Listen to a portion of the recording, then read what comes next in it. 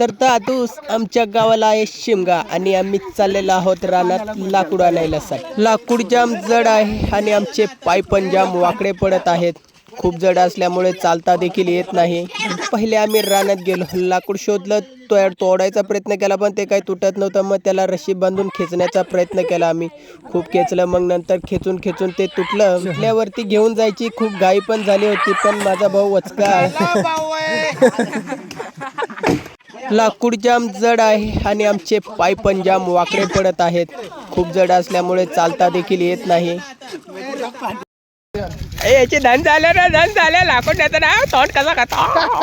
सुनील भाऊनी पैंज लावलेले आहे आणि एकटा लाकूड नेणार अशी विडा उचललेला आहे सुनील भाऊनी. ते उचलून दिल्यावरती तोंड तर लय वाकडा तिकडच करतोय, काय जात आहे का नाही वलपटायला पण लागले, पण नेला भाऊनी.